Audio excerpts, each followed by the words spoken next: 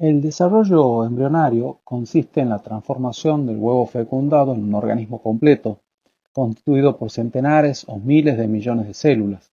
Este proceso implica tres etapas integradas: crecimiento, morfogénesis y diferenciación, o sea, el aumento de tamaño, especialización de las células y modelado de la forma corporal.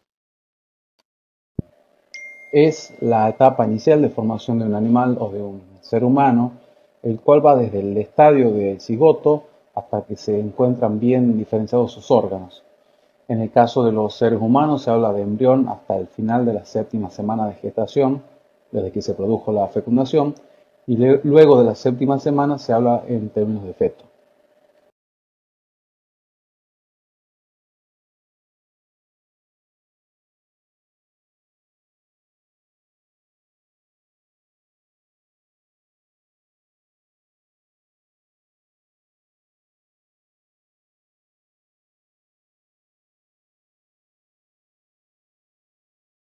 En un comienzo, el desarrollo embrionario de los mamíferos son muy similares. Acá tienen dos imágenes que corresponden al embrión de un chimpancé, a un embrión de un cerdo y a un embrión de un Homo sapiens.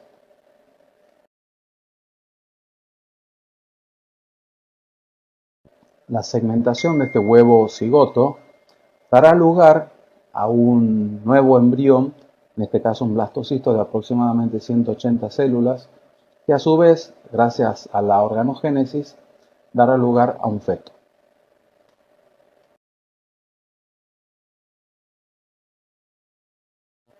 Aunque no lo parezcan, los ovocitos de mamífero también presentan una polaridad. Hacia la izquierda tenemos una fotografía de un ovocito humano maduro, en donde se puede observar el primer corpúsculo polar, y hacia la derecha un esquema de dicho ovocito humano.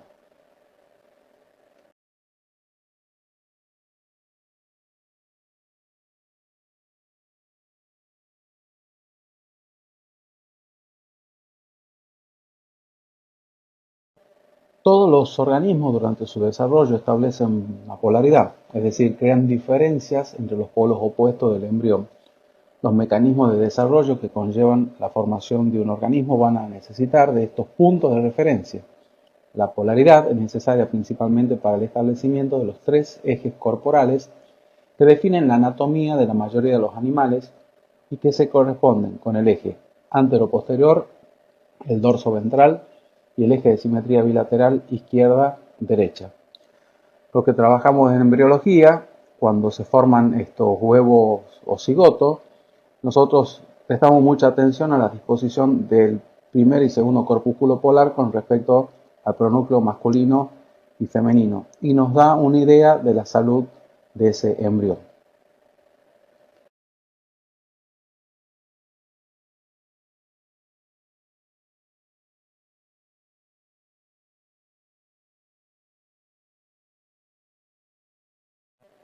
Entonces tenemos los tres ejes: el anteroposterior o cefalocaudal, el dorso ventral y el que nos marca la izquierda y la derecha. Para que este ovocito fecundado se transforme en un organismo pluricelular con miles de millones de células, tendrá que hacer mitosis, y esto es lo que se conoce como segmentación.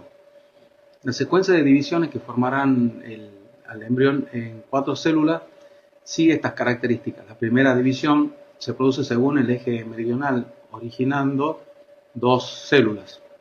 La segunda división, en una de estas células, que se conoce como blastómera, se da en el mismo sentido.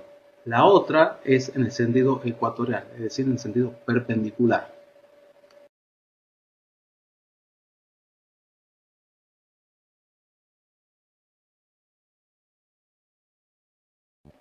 Una vez que estas blastómeras comiencen a dividirse, se empezarán a ubicar en este nuevo embrión, nuevamente un blastocisto, un embrión de 5 días de vida, de esta forma, de esta manera azarosa.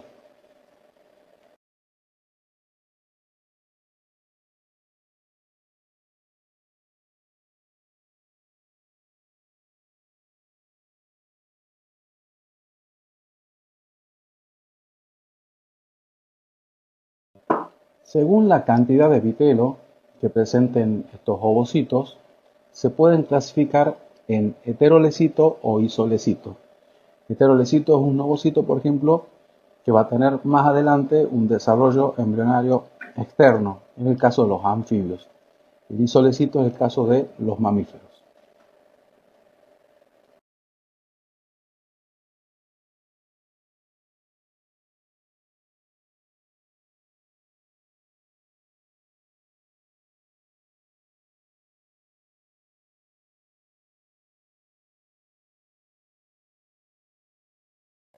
En los mamíferos los huevos tienen poco vitelo distribuido uniformemente. En este caso, las divisiones del cigoto van a producir blastómeras de igual tamaño.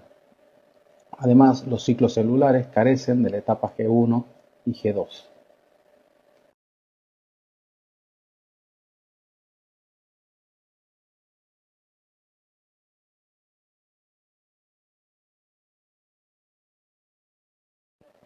Por lo tanto, no hay crecimiento celular, las células se dividen rápidamente en células pequeñas, no habrá fase G1 y G2 y la replicación es muy rápida.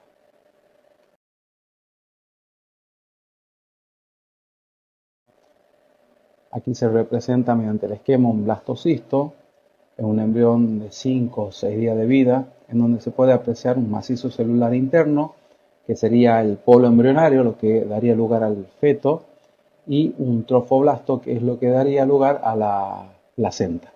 Este embrión tiene aproximadamente 200 células.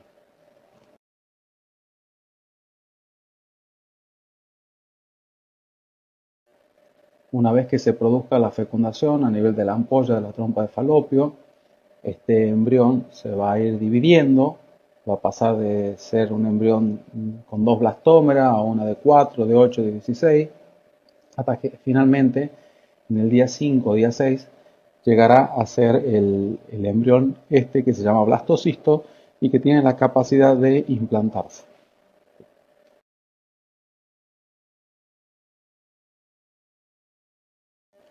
Para poder implantarse este blastocisto, primero deberá eliminar la cubierta de fecundación, esa ex zona pelúcida que cambia su nombre. Entonces, una vez librado de esta cubierta de fecundación, recién podrá implantarse en el endometrio.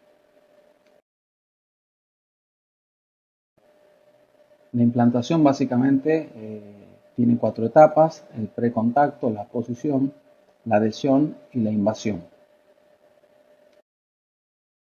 En la fase de precontacto, entre los días 5 y 8 del desarrollo embrionario, el blastocisto toma posición sobre el tejido endometrial, permanece inmóvil y se orienta con el polo embrionario hacia el endometrio para permitir más adelante la adecuada formación de la placenta.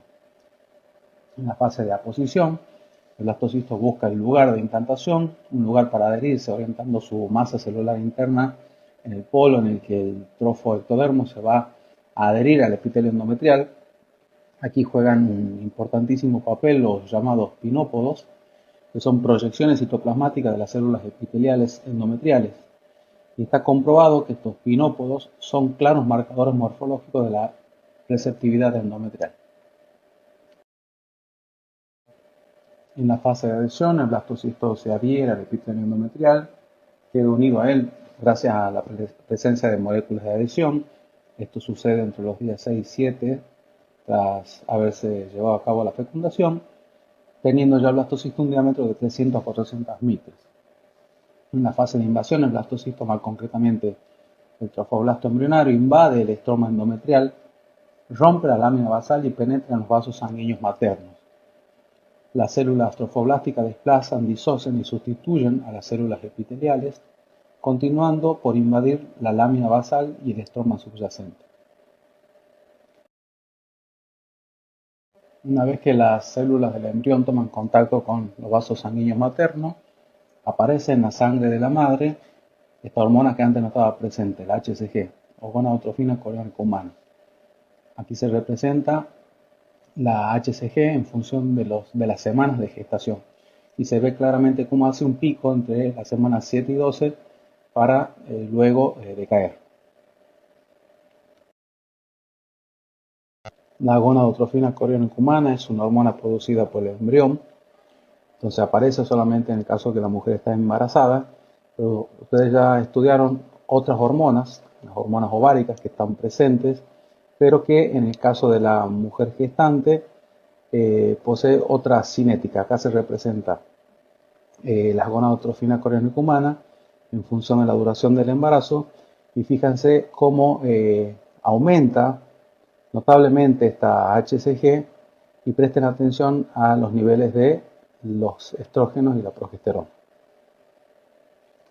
La gonadotrofina coriónica humana es una hormona producida por el embrión, entonces aparece solamente en el caso que la mujer está embarazada, pero ustedes ya estudiaron otras hormonas, las hormonas ováricas que están presentes, pero que en el caso de la mujer gestante posee otra cinética. Acá se representa la gonadotrofina coriónica humana en función de la duración del embarazo, y fíjense cómo aumenta notablemente esta HCG, y presten atención a los niveles de los estrógenos y la progesterona.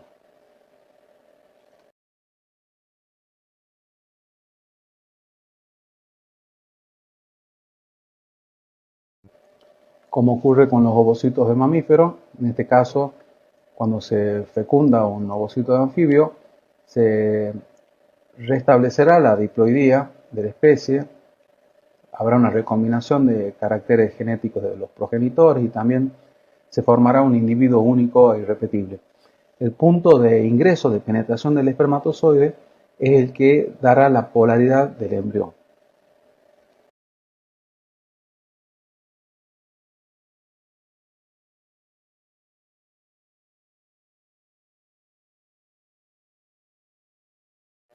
Una vez que el espermatozoide toma contacto con la superficie del ovocito, es decir, el punto de entrada del espermatozoide, el citoplasma cortical, es decir, el que se encuentra muy cerca de la membrana plasmática, rota hacia el sitio de penetración del espermatozoide, y en el lado opuesto a este sitio se forma lo que se conoce como la medialuna gris.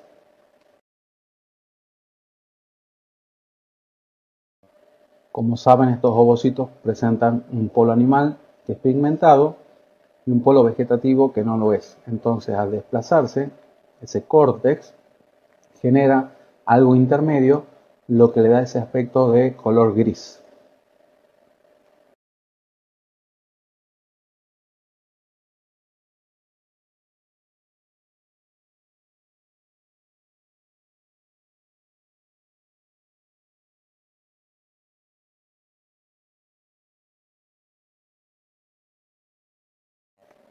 Esta es una maqueta que la pedí prestada del laboratorio, entonces de frente se puede apreciar claramente esa media luna gris, y si lo vemos de perfil, bueno, esta media luna gris tiene este aspecto.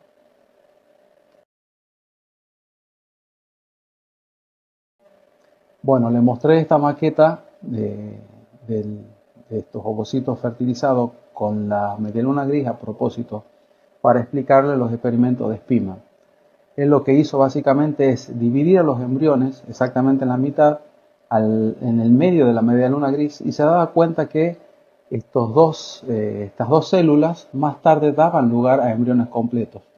Pero si el corte incluía la media luna gris por un lado y por el otro lado no poseía media luna gris, esto daba lugar a una masa celular sin diferenciación, mientras que por el otro lado, en el corte en donde sí estaba la media luna gris, se formaba un embrión completo, lo que le dio pie para pensar en aquel entonces que esta media luna gris era fundamental para el desarrollo embrionario.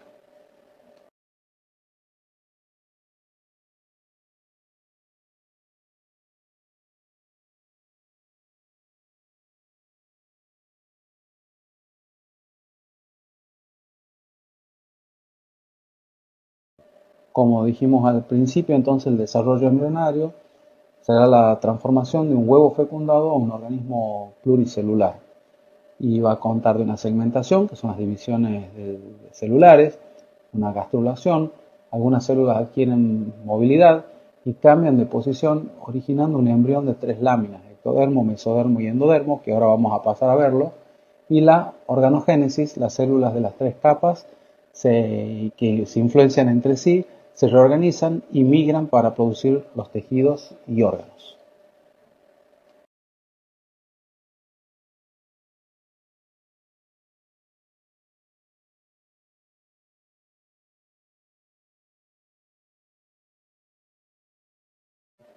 Bueno, la segmentación dará lugar a las blastómeras, ¿sí? Formará un individuo pluricelular. En este caso no aumenta el tamaño del embrión, lo que sí se observa es que las blastómeras son cada vez más pequeñas. Incrementa además la relación superficie-volumen. Este tipo de división, por supuesto, va a depender de la cantidad y la distribución del vitelo. Siempre las divisiones van a ser mucho más abundantes hacia el polo animal que hacia el polo vegetativo, justamente por esta distribución del vitelo. Y en la medida que se siga dividiendo, este embrión que va a tener 2, después 4, 8 y 16 células se va a transformar en la mórula, que es un embrión con macizo, ¿sí? No tiene ningún tipo de cavidad, y esta mórula evolucionará a blástula, en donde ya se puede observar una cavidad que es el blastocele. A partir del primer surco de segmentación se establecen los tres ejes del futuro embrión: el eje antero-posterior desde la cabeza a la cola, el eje dorso-ventral desde la espalda al vientre, perdón, y el eje medio-lateral desde el plano medio a la izquierda-derecha. Más adelante en el desarrollo llegaremos a un estadio de gástrula en donde aparece un blastoporo. De ahí es que existe una clasificación. Los animales deuterostomados son aquellos que el ano se forma a partir de la zona del blastoporo o cerca de él en el embrión en desarrollo, y la boca se forma secundariamente en el otro lugar. Y los protostomados son aquellos animales en donde la boca se forma a partir del blastoporo o cerca de él en el embrión en desarrollo. La segmentación, tanto en embriones de anfibio como embriones de mamíferos, van a generar una cavidad que se llama blastoceles en ambos. En el caso de los embriones de anfibio, bueno, la segmentación se van a ir dando, van a ser mucho más abundantes y rápidas hacia el polo animal, y aparecerá al cabo de un tiempo una cavidad conocida como blastocele y que se encuentra desplazada hacia el polo animal. En el caso de los embriones de mamíferos, este tipo de segmentación también dará lugar a un embrión de varias células, y al cabo de un tiempo aparecerá esa cavidad conocida como blastocele. Habíamos mencionado también que el volumen, el tamaño del embrión prácticamente no varía, es muy parecido al tamaño del ovocito que le ha dado lugar. La elevada velocidad de replicación del ADN y de las mitosis imposibilita que se produzca transcripción génica, por lo tanto la segmentación depende casi totalmente de la reserva de ARN, de proteínas y de otros materiales acumulados en el huevo durante la ovogénesis. En la mórula, las células empiezan a bombear sodio por las membranas celulares hacia los espacios intercelulares del interior del embrión, y como resultado del gradiente de presión osmótica que se produce, el agua sigue al sodio. De este modo, estos espacios intercelulares se agrandan y forman una cavidad, el blastocele, pequeño y excéntrico, lleno de líquido, y ahora el embrión pasa a llamarse blástula. Las células se disponen formando una capa que rodea la cavidad interior, pero es de un grosor desigual. En el polo vegetativo es mucho más gruesa que en el polo animal, y por lo tanto el blastocele es excéntrico, más próximo al polo animal del embrión. El próximo estadio del desarrollo embrionario es la gástrula. Durante la gastrulación se van a producir los movimientos morfogenéticos que pasaremos a hablar a continuación. Se caracteriza por una disminución de la velocidad de las divisiones celulares. El crecimiento, si existe, es insignificante. Cambia el metabolismo, se intensifican las oxidaciones celulares, aumenta la actividad de los núcleos, la información de los cromosomas paternos comienzan a expresarse y se sintetizan nuevas proteínas que antes no estaban presentes en el ovocito.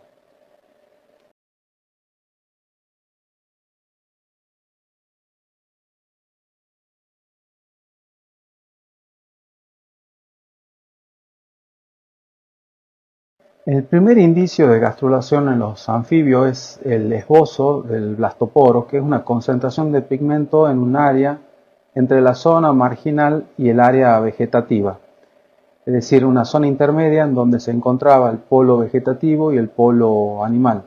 Aquí aparecen células, se llaman células en botellas, que empiezan a estirarse, dejan su núcleo y se estiran y empiezan a empujar a otras células.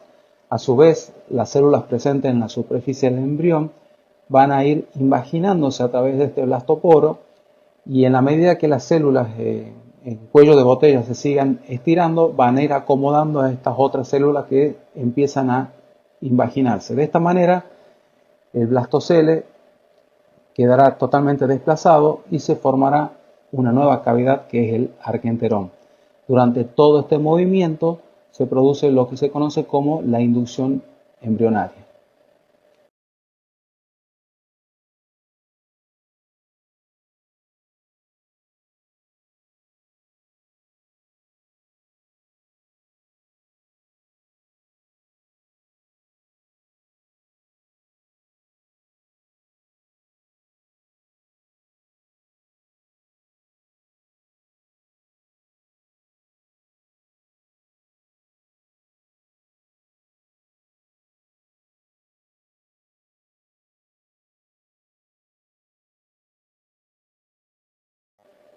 En esta inducción embrionaria, entonces, las células que antes estaban indiferenciadas, las blastómeras, pasan a tener un cierto grado de diferenciación. Por eso al labio dorsal del blastoporo se lo conoce como el inductor embrionario.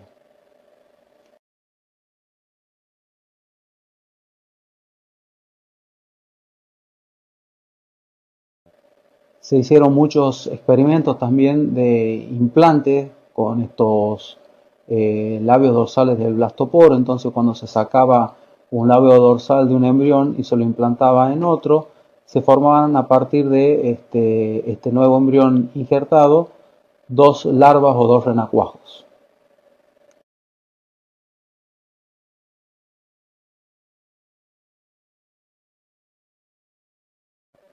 A la gastrulación le sigue la neurulación, donde aparece o empieza a formarse lo que sería el esbozo del sistema nervioso. Lo primero que aparece es una placa neural, un grupo de células empiezan a crecer, esta placa se vuelve más gruesa, empieza a tomar la forma de un surco, y las crestas de estos surcos finalmente se fusionan para formar lo que se conoce como el tubo neural.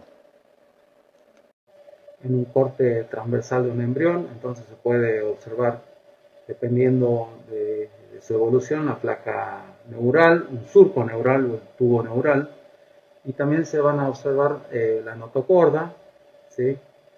También los somites, que dan lugar a los músculos y las vértebras, y el celoma, que formarán las cavidades del cuerpo. Esto es lo que tenemos en el laboratorio, es una serie embrionaria que va desde el embrión en el estadio de dos células, que directamente gracias a la mitosis se va a transformar en el embrión de cuatro células con el segundo hendimiento, que dará lugar a la mórula, a la blástula. De ahí vamos a tener la gástrula, en donde se puede observar claramente un tapón vitelino. En la medida que sigue avanzando el desarrollo ya aparece el latido cardíaco, el embrión con boca abierta, y así de esta manera llegamos a lo que se conoce como el renacuajo o larva. ¿Cuál es el destino de estas hojas embrionarias? El ectodermo formará la epidermis y estructuras asociadas, sistema nervioso y órganos de los sentidos. A partir del mesodermo, de esta otra hoja embrionaria, se formarán estructuras asociadas con las funciones del movimiento y soporte, como los músculos, cartílagos, huesos, sangre y tejido conectivo. Dará lugar al sistema reproductor y a los riñones, y a partir del endodermo se formarán los sistemas respiratorios y digestivos, las glándulas tiroides y paratiroides, hígado y páncreas.